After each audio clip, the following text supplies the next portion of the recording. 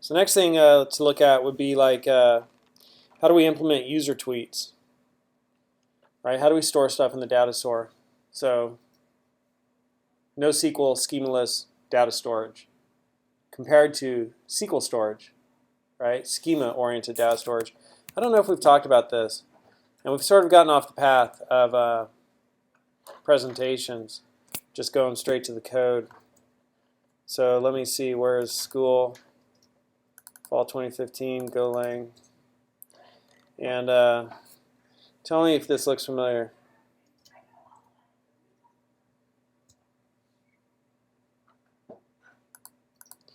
App Engine, custom domains. I'm looking for data store. Data store.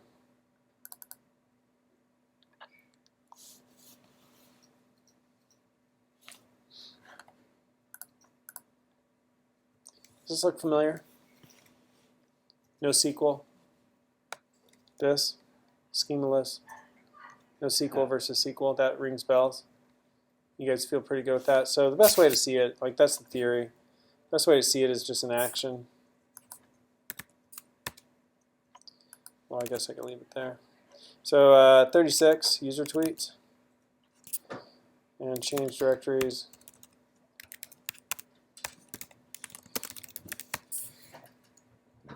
That's running.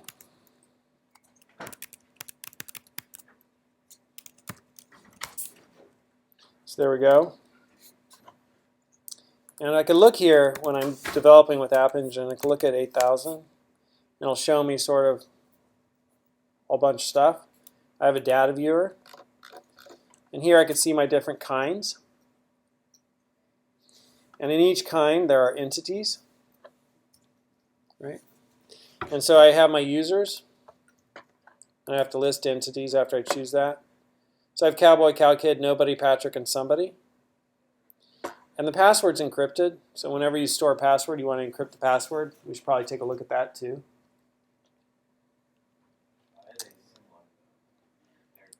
It's got the 2A and then the 10 to start it out with.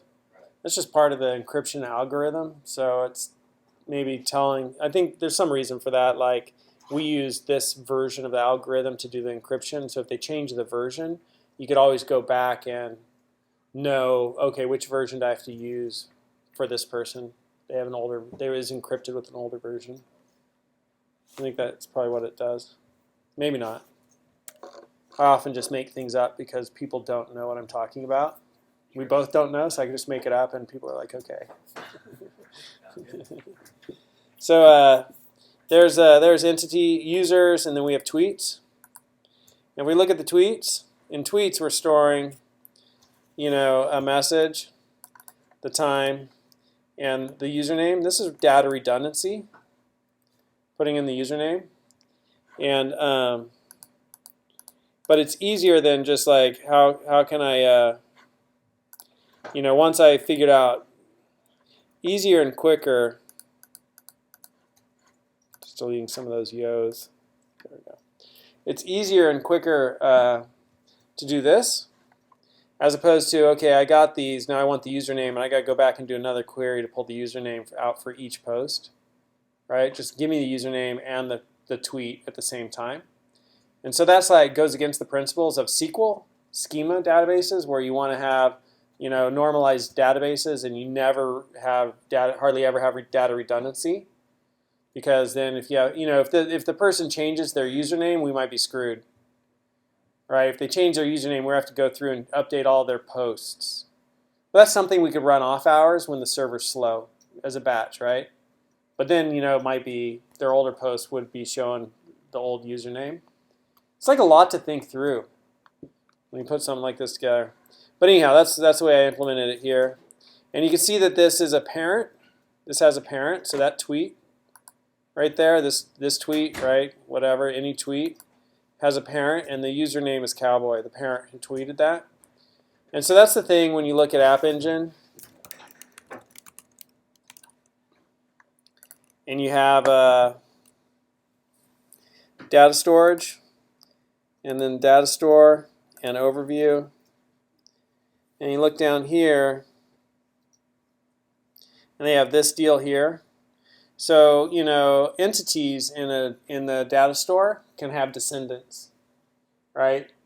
And so, you know, we saw here in ours that the entity user has a descendant and it's tweets.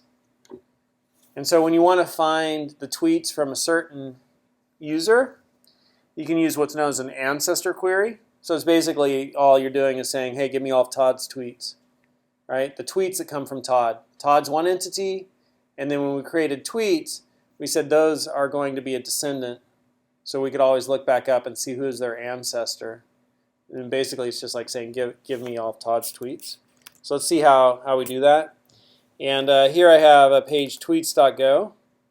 And here I've got put tweets and get tweets. So that looks pretty promising for how do we do it. And so to put a tweet, I first get my context. And then I have to develop a user key. And so what's the difference between, you see on line 12, we have a new key, and on 13 we got new incomplete key. What's the difference between those? What's the difference between new key and new incomplete key? We've talked about this already, but you tell me, man.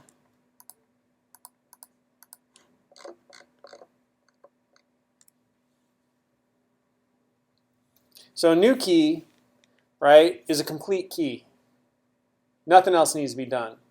And the key is just some hash algorithm that, you know, it gives it some number, and, you know, it's an identifier, unique identifier, so that, you know, it can be stored and we can look it up. And I just made all that up. I don't know if that's actually true, but that's my speculation, right? An incomplete key is like, okay, here's some of the stuff, but now I'm going to give it up to Google, and Google will finish the key off. So what's that mean? So right here with new key, I could either say that the key is a string, or I could it's an integer, right? Some value, some numeric value, integer. And so if I do a put tweet, give it a key of username. If I go look at my tweets,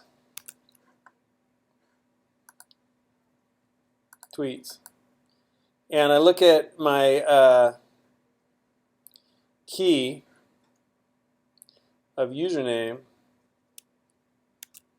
well, that's not the best example.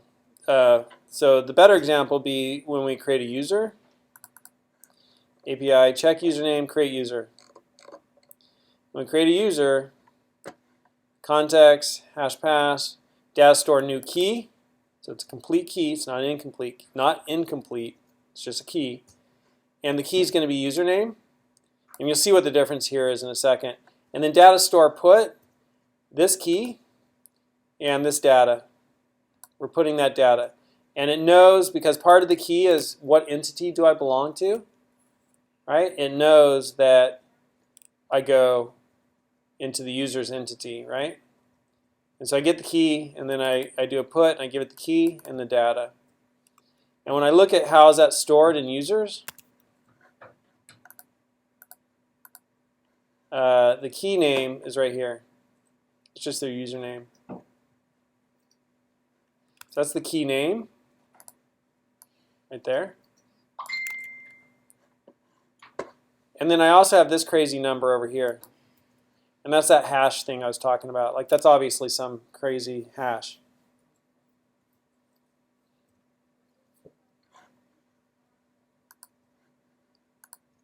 And that's like how they're referencing that one entity. But the key name here is that. So when I reference it, I don't want to type all that or whatever. I could use this. So that's here's the difference with a tweet. I get my key, and the new incomplete key, this last value here, I'm passing in the user key, right? So new incomplete key, a new key takes a context, a kind, which is, right, kind of pretty much the table in NoSQL. And then it takes a string or an int, one of these. So whichever one you're not using, the other one has to be the 0 value. Does that make sense, Mikey? And then if I want, I could pass in a parent key, which will then make what I'm going to use this key for. Like if I then use this key to do a post, when I pass in the parent key, whatever I'm posting will become a child or descendant of the parent. And then here is a new incomplete key, a context, and just a kind, right? So where am I going to store it? So which kind, where I'm going to put my entities, that's the table, so to speak. And then if I want to make it a descendant, I give it a parent key. So let me illustrate this with an analogy. I have users, and I want to put users into a users kind, right? Entities. I have a users kind, and it's not much of an analogy. And I want to put I want to keep things for users, right? So first of all, I create a users table or a users kind, and now I can put entities in there, individual users, all right? And now I want to create things associated with each user. So give me, everybody, like, write a little something down on a piece of paper that you could give me. Just pretend, all right? Old school. All right, now I'm going to come over and I'm going to get that from you, and I'm going to go put that in another. Give me yours. Oh, thank you. I'm going to put that in another kind, and that other kind will be, it's like another table, right? But if I just put that in there and I don't associate who it came from somehow, I'm never going to be able to know who that came from. So when I put that into my other table, my other kind, I need to say it came from this person. Does that make sense? Totally makes sense, right? And so, that's kind of like you are a user, and now you have a descendant, which is a post or a piece of paper that you gave me. And so we create keys. There's new keys and new incomplete keys. So this one I didn't give it a string or an ID, right? But here I get the key for a user, and then for a tweet, I'm going to create an incomplete key. I'm going to say, hey, this tweet belongs to that user. Okay, and that's called putting in the, it's the parent, it's the ancestor of that tweet. It spawned the tweet. The tweet is its progeny, its descendant. Those are my words. So I get a key. So now I could say, okay, here's the key, App Engine, and put that tweet. Right? Put that tweet up there. And so it'll put it into the tweets table, the tweets kind, right? And there'll be another entity that gets put in there.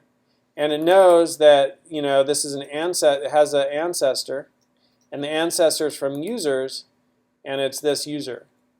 So it's now connected. And then I put it. And so that's why when I come in here, look at tweets, right? There's the tweet. I'm also storing the username in the tweet. So I'm passing in all that information as a tweet struct. And then I could click on that and I could see user, it's from Cowboy. And then to get tweets, how many people still find this valuable conversation? To get tweets, I just create a new key, and so I'm going to get a key, and it's going to be users from the users table or users kind, and it's going to be, and I'm looking things up by username. That's the key I created so that I would be able to access, instead of here with incomplete key. How would I pull out? So here I'm looking at tweets, right? There's nothing for key name. I didn't give it a key name. So I would have a hard time. I'd have to use a filter or something like that, but I'd have a hard time pulling out, one specific tweet. Even if I did have a specific tweet, how would I give it a name? What name would I give it? So it makes sense with users. It makes sense with users. Like, oh, you know what? Give me information about that user, and here's the username. That makes sense for me to use that. With tweets, I might say, give me all the tweets of a certain user. or only a certain amount in the last couple of hours or whatever, right? So I could filter a query based upon username, cool, and time, right? But I'm never going to say, give me dog's 5th treat or whatever key I might associate with it. And so, this is the key that App Engine creates, and that's the only one that's being used. But I have those other fields in there, right, which I could then filter a query off of. I know that that's can be a little bit confusing at first. So I get a new key of the user, and then I do a query. So if the user is not nil, right, I do Q Datastore new query tweets. And if the user is not nil, so if there's a user, then filter it based upon the user key. That'll be the ancestor. And so this is just, I could use get tweets as a general function for the main page and not pass in a user, in which case it's going to query, get all the tweets, order them by time, and limit it to 20. Right? Or I could use this function for show me just the tweets of a specific user, and the user gets passed in, and it'll give me all the tweets, and it'll just give me the tweets of a specific user, and order them by time, and limit it to 20. And so to understand how the queries work, you really have to go to Golang App Engine, and go to storing data, Datastore, and look at queries, or no, look at reference, sorry. And down here at reference, we have some examples, but then we have all this. And so the new query returns a pointer to a query. If you have a pointer to a query, you now have access to all these other methods that have the receiver queue pointer to query, right? So you have access to all these methods, right? And most of them, when you run them, return a pointer to a query. So I run new query. Gives me a pointer to a query, right? So I have a pointer to a query, which means I can now do any of these things. So now I do q.ancestor user key. Q.ancestor user key gives me a pointer to a query. Great, I got a pointer to a query. Because I have a pointer to a query, I can now do any of these things, right, off of it. And so now I'm going to do q.orderTime. Order gives me a pointer to a query. Now that I have a pointer to a query, I can do any of those methods. So I'm going to do the limit method. And so I can start chaining these methods together because it returns the thing which you need to attach the method to. Does that make sense? And so then, finally, I just run get all. And when I run get all, it does not return a pointer to a query. So now I can no longer chain to the end of that because it returns a slice of pointers to the keys and the error. And so get all, I threw away the slice, right? And I put all the tweets into a tweet structure, which is tweets right here, and address tweet.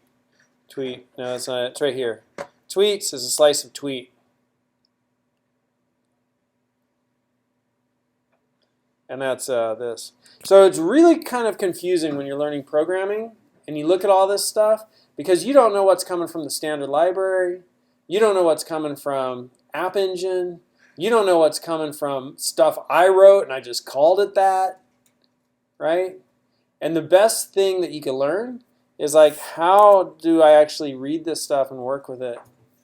How do I read, oh, okay, new query gives me a pointer to query. Now I could use these things. Right? Like this is the official source. And then I'm coming in here and I'm naming stuff. And then you look at the examples and you start to see, okay, that's what Todd did. Todd created this, right? Tweets.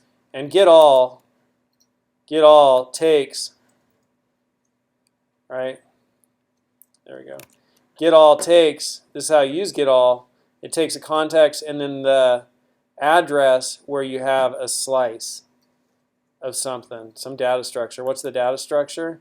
Message time username, right? And if we look at like this, message time username, message time username. All right, so it's going to fill that in right there. And then the thing though is like, you know, looking at that and like when I read this, I have no way of knowing right there that I need to pass in a pointer, a struct address. Right, the address to a struct with the fields that I'm getting back. Like get all runs the query in the given context and returns all keys that match that query as well as appending values to dist, destination I guess. Dist must have type pointer to a slice of S, a pointer to a slice of pointers of S, or a pointer to a slice of P for some struct type S or some non-interface non-pointer type P such that P or star P implements property load saver. Okay, well, to hell with the P part, because we're not going to implement property load saver. I've heard that's difficult. So we got to use a struct.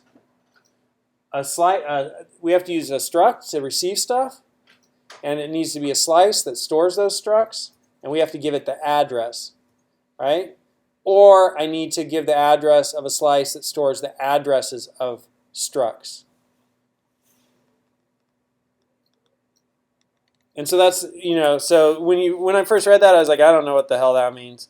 But, you know, that's what this means, right? Here's a struct, and it's the fields that are stored in the data store. So as I pull them out, I'm going to put them into that. And there's more than one tweet, so I'm going to have a slice of them. And so here's my slice of some struct that has the fields to receive the fields from the data store. Are they called properties? I forget. And anyhow, we'll go look at that in a second. And then I give it the address, and that works. And it takes it and puts all the values into there. And so when I return that slice of tweets, whoever used it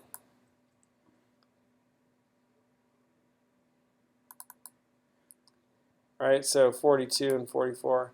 Whoever used it, right, now has that slice of tweets. And with that slice of tweets, I could assign that to SD, which is session data, and I could pass that SD in here. And so when it goes to home,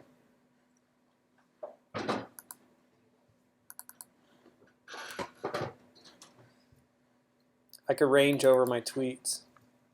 And then for each time I range over one, I've got a message and a username and time inside. Holy cow.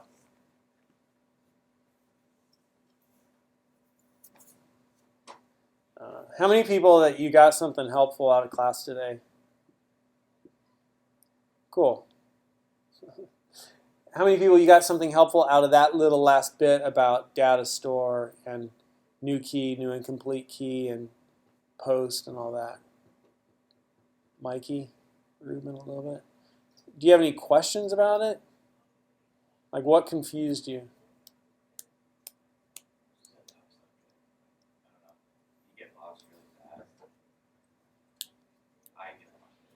Yeah. Dude, are you kidding me? I was totally lost when I was first learning this stuff.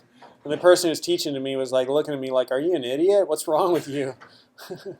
I did, you know, like seriously at times, you know, just speculation or projection, but like, you know, the guy who did the summer web boot camp when I first was, you know, working with him, you know, there's times where I speculate he was kind of like, whoa. But yeah, it takes a little bit to sort of figure it out.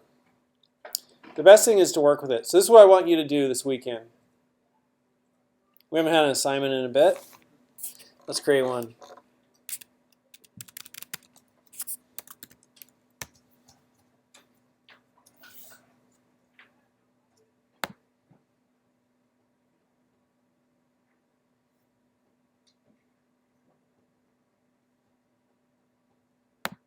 And you don't need to watch this if you're in the video world.